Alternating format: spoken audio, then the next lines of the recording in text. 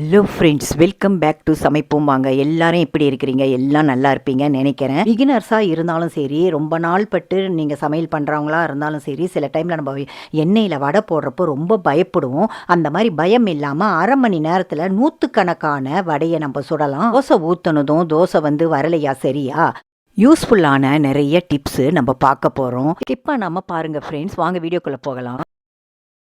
நார்மலாக நம்ம பெல்ட்டை இந்த மாதிரி தான் ஆங்கரில் இப்படி தான் மாட்டி விடுவோம். இல்லை சும்மா இந்த மாதிரி சுற்றி நம்ம இப்படி வைப்போம்.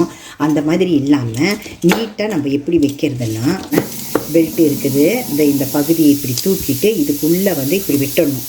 இப்படி விட்டுட்டு நல்லா இப்படி சுருக்கிடணும். இல்லை இப்படி நல்லா சுருக்கிட்டு இந்த முனை இருக்குது பார்த்திங்களா, மடித்து நல்லா இந்த மாதிரி மடித்து உள்ளுக்குள்ளேயே இப்படி நல்லா விட்டுட்டு நீங்கள் அழகாக இப்படியே விட்டுட்டிங்கன்னா உங்களுக்கு அழகாக அடக்கமாக ஒரே இடத்துல இருக்கும். ஏதோ ஒரு டப்பாவில் போட்டு வச்சுக்கலாம். அங்கங்கே தொங்கிக்கின்னு இருக்கிற பெல்ட்டு இந்த மாதிரி நம்ம தனித்தனியாக நம்ம வச்சிட்டோம்னா இந்த மாதிரி மடக்கி நீட்டாகவும் இருக்கும், ரொம்ப இடமும் அடைக்காமல் இருக்கும். இந்த டிப்ஸு ரொம்ப யூஸ்ஃபுல்லாக இருக்கும். ஓகே, நெக்ஸ்ட் டிப்ஸில் பார்க்கலாம். ஃப்ரெண்ட்ஸ் பாருங்கள், 2 முட்டை டப்பா இருக்குது. இது 2 முட்டை டப்பாவில் 1 எடுத்து நம்ம கொஞ்சம் குழங்கிட்டோம். இதில் இந்த அளவுக்கு தான், ஒரு 5 முட்டை தான் இருக்குது. இந்த ஃபுல் டப்பாவும் வச்சா உங்களுக்கு இடம் அடைக்கும். இது ஃபுல்லாக இருக்குது பாருங்களேன், இது ஃபுல்லாக இருக்குது. அதனால் நீங்கள் என்ன செய்யுங்க, இப்படி கவுத்து பாருங்களேன், அதை இப்படி கவுத்து இப்படி வச்சுட்டு இந்த டப்பாவில் இருக்கிற இந்த முட்டைங்களை எடுத்து இந்த பாருங்கள், இந்த மேலே இந்த டப்பா இருக்குது பார்த்தீங்களா, மேலேயே இந்த மாதிரி நீங்கள் அடுக்கி வச்சிடலாம். நீங்கள் இந்த டப்பாவை நீங்கள் போட்டு இது இடம் அடைக்காமல் இருக்கும். ஒரே இடத்துலையே உங்களுக்கு முட்டை கம்ஃபர்டபுளாக வைக்கிற மாதிரி இருக்கும். உடையவும் உடையாது.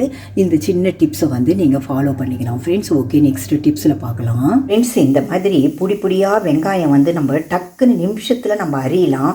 அது எப்படி அறியறதுன்னு சொல்லிட்டு நான் ட்ரிக்ஸு என்னுடைய சமைப்போம் அங்கே சேனலில் சொல்லியிருக்கிறேன்.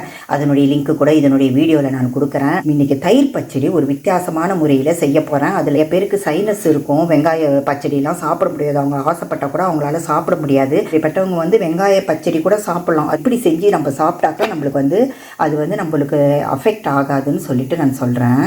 வெங்காயம் இந்த மாதிரி ஒரு பாத்திரத்தில் சேர்த்துக்கின்னு அப்போ நம்ம 1 டீஸ்பூன் அளவுக்கு உப்பு போட்டுட்டு அது நல்லா பிணைஞ்சி விட்டுக்கோங்க.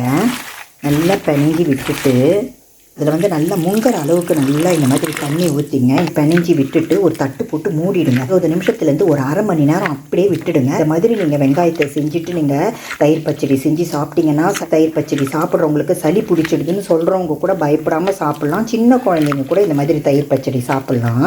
ஃப்ரெண்ட்ஸ், ஒரு அரை மணி நேரம் நல்லா நான் ஊற வச்சுட்டேன். இப்போ என்ன செய்யுங்க, இந்த மாதிரி நல்லா பிணைஞ்சி விட்டுட்டு நார்மல் வாட்டர்லேயே நம்ம ஒரு 2-3 தடவை கழுவிட்டு நல்லா பிழிஞ்சிடணும். இப்போ நான் கழுவின்னு வந்துடுறேன். ஒரு 3-4 தடவை தண்ணி ஊற்றி நல்லா கழுவிட்டேன் இந்த வெங்காயத்தை.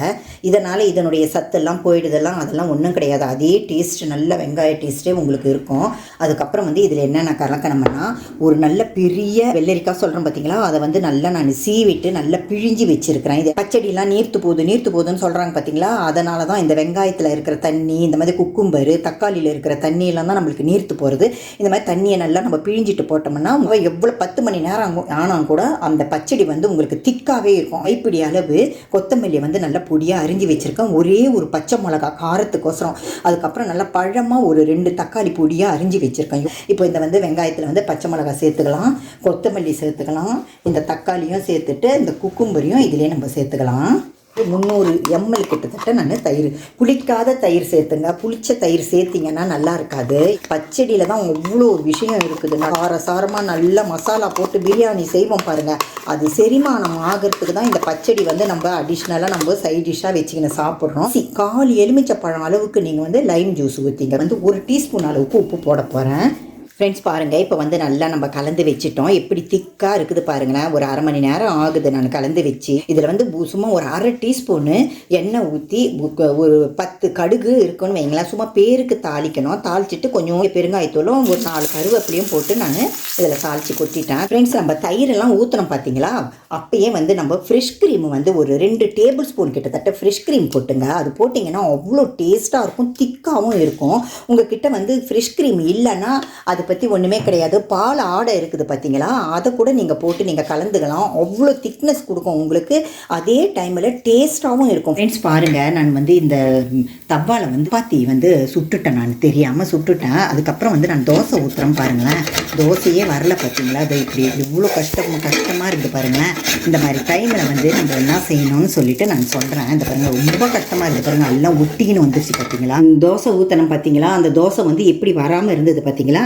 அந்த ஐஸ் கட்டியை வந்து நம்ம நல்லா இந்த மாதிரி வச்சு விட்டுடணும். கொஞ்சம் ஐஸ் கட்டியை நல்லா நம்ம நல்லா ரப் பண்ணி விட்டுடணும். இந்த ஓரத்துல எல்லாம் அழுக்கு மாதிரிலாம் சேர்ந்துருக்கும். என்ன கழுவுனாலும் உங்களுக்கு வந்து ஓரத்தில் வந்து ஒரு மாதிரி அழுக்கு சேர்ந்தாப்புல ஆகி போயிடும். இந்த இடமெல்லாம் உங்களுக்கு அந்த அழுக்கெல்லாம் உங்களுக்கு வந்து எடுத்துக்கின்னு வந்துடும். அதுக்கப்புறம் வந்து நீங்கள் தோசை ஊற்றி பாருங்கள். நல்ல புது தவா சீசனிங் பண்ணிவிட்டு நம்ம சுட்டோம்னா எப்படி இருக்கும், அந்த மாதிரி இருக்கும். கொஞ்சம் கொதிக்கட்டும் இந்த ஐஸ் தண்ணி. ஒரு 6 மாதம் 1 வருஷம் புழங்காமல் வச்சுருந்த தோசை கல்லாக இருந்தால் கூட இந்த மாதிரி நீங்கள் செஞ்சுட்டு நீங்கள் அதுக்கப்புறம் வந்து நீங்கள் தோசை ஊற்றுனீங்கன்னா உங்களுக்கு நல்லா வரும். ஃப்ரெண்ட்ஸ் பாருங்கள், நல்லா வந்து கொதி வந்துடுச்சா. இதை நம்ம ஊற்றிட்டு சும்மா லேசாக ஒரு கழுவிட்டு அதுக்கப்புறம் நான் உங்களுக்கு தோசை ஊற்றி காட்டுறேன் எப்படி வருதுன்னு பாருங்கள். நல்லா தேய்ச்சி விட்டுட்டு எப்பொழுதும் போல் நம்ம எண்ணெய் ஊற்றி சுட வேண்டியது தான். ஃப்ரெண்ட்ஸ், நல்லா முருகலாக வெந்துடுச்சு. இப்போ நம்மளுக்கு வந்து முதல்ல நான் ஊற்றி காட்டினேன் பார்த்தீங்களா, அப்போ எப்படி வந்து ஒட்டிக்கின்னு வந்தது. இப்போ பாருங்களேன், நல்லா அழகாக முருகலாக வந்துடுச்சு பார்த்தீங்களா. தோசை வரலையேன்னு ரொம்ப போராடுவோம் சில டைமில். நம்ம அந்த மாதிரி டைமில் டக்குன்னு இந்த மாதிரி ஐஸ் க்யூப் வச்சுருந்தீங்கன்னா ஒரு தேய்ச்சிட்டு நல்லா சுத்தமாக கழுவிட்டு திருப்பி வச்சிங்கன்னா அந்த தோசை கல் வந்து உங்களுக்கு நல்லா தோசைலாம் சுட வரும். ஓகே, நெக்ஸ்ட்டு டிப்ஸில் பார்க்கலாம். வடையை வந்து எண்ணெயில் போடுறதுக்கு சிலரெல்லாம் பயப்படுவாங்க. இப்படி தட்டி இப்படி போட்டோம்னா கையில் வந்து தெரிச்சிடுமோ இன்னொன்று பயப்படுவாங்க. அந்த மாதிரி பயப்படுறவங்களுக்கு ஒரு சின்ன டிப்ஸ் தான் இது. மூடி அப்படி இல்லாட்டினா இந்த மாதிரி டப்பா மூடிலாம், நார்மல் மூடிலாம் சின்னதாக இருக்கும் பாருங்களேன். இந்த மாதிரி குமிழி இல்லாத மூடியாக இருந்தால் கூட பரவாயில்ல. எனக்கு டக்குன்னு இந்த மூடி தான் கிடச்சிது, நான் எடுத்தேன். வந்து இந்த மாதிரி காட்டன் துணி இருக்குது பாருங்களேன், அதை வந்து நினச்சிட்டு இந்த மூடி மேலே இப்படி போட்டுங்க. நல்லா சென்டராக பார்த்து போட்டுட்டு இதை அப்படியே கவுத்துட்டு இந்த இது இருக்குது பாருங்களேன், இதை வந்து நீங்கள் இப்படியே நல்லா சுருட்டி நாலாப்புறமும் வர்றாப்பில் சென்டரில் மூடி வச்சுட்டு அந்த துணியில் ரப்பர் பேண்ட் இருக்குது பார்த்தீங்களா, அதை வந்து நீங்கள் இந்த மாதிரி போட்டு விட்டுடுங்க. பாருங்கள், இந்த மாதிரி ரப்பர் பேண்ட் போட்டு விட்டுட்டு நம்ம கையில் எண்ணெய் தெரிக்காமல் எப்படி வந்து நம்ம வடை போடுறதுன்னு பார்க்கலாம். என்னுடைய சமைப்போம் வாங்க சேனலில் இதே மாதிரி டிப்ஸு நிறையா இருக்குது. இன்னொரு மெத்தடு கூட நான் எண்ணெயில் போடுறப்போ எண்ணெய் தெரிக்காமல் இருக்கிறதுக்கு எப்படி செய்யறதுன்னு அந்த மெத்தடு கூட இருக்குது. இப்போ வந்து அதை கூட நீங்கள் பார்க்கலாம் ஃப்ரெண்ட்ஸ். வீடியோவை என் ஸ்க்ரீனில் கொடுக்குறேன், அதை வந்து நீங்கள் பார்த்து தெரிஞ்சுக்கலாம். இப்போ வந்து இதில் வந்து லேசாக நீங்கள் தண்ணியை தொட்டுங்க. இப்படி மாவை வந்து இதெல்லாம் நடுவில் இப்படி வச்சுடுங்க. லேசாக நீங்கள் தண்ணி தொட்டுக்கணும் கையில் லேசிங்க. பாருங்களேன், நல்லா இப்படி நல்லா தொட்டுட்டு நல்லா எப்பொழுதும் மழை ஓல் போடுவோம் பார்த்தீங்களா, அந்த மாதிரி ஓல்ஸ் போட்டுங்க. வந்து நல்லா எண்ணெய் காஞ்சிடுச்சு. இதை பாருங்களேன், இந்த மூடி இருக்குது பார்த்தீங்களா, இதை வந்து நீங்கள் அப்படியே இப்படி கவுத்துடணும். இதை பாருங்கள், அப்படியே விழுது பார்த்தீங்களா. இதை பாருங்கள், மூணாவதும் போடுறேன். இந்த இப்படி எண்ணெய் இப்படி வச்சுக்கணும். ரொம்ப நீங்கள் ஸ்ட்ரெயின் எடுத்து தேவையில்ல. பிகினர்ஸாக இருந்தீங்கன்னா உங்கள் கையில் வந்து எண்ணெய் பட்டுடுமேன்னு நீங்கள் வந்து பயப்படவும் தேவையில்லை.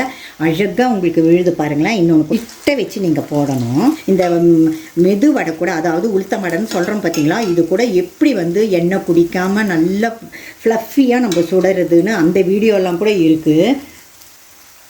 பாருங்க, ஒரு அரை மணி நேரத்துலேயே 100-200 வடை நீங்கள் டக்குன்னு சுடலாம். கையில் எண்ணெய் படாமல் நம்ம எவ்வளோ ப்ரொடெக்ஷனாக நம்ம போட்டு எடுக்கிறோம். இந்த டிப்ஸ் வந்து உங்களுக்கு யூஸ்ஃபுல்லாக இருக்கும்னு நினைக்கிறேன். ஓகே, நெக்ஸ்ட் டிப்ஸில் பார்க்கலாம் ஃப்ரெண்ட்ஸ். இந்த வீடியோ உங்களுக்கு பிடிச்சிருந்துன்னா லைக் பண்ணுங்கள், ஷேர் பண்ணுங்கள், கமெண்ட் பண்ணுங்கள், சப்ஸ்கிரைபோ பண்ணுங்கள். மறக்காமல் இந்த பெல் பட்டனையும் ப்ரெஸ் பண்ணுங்கள். தேங்க்யூ.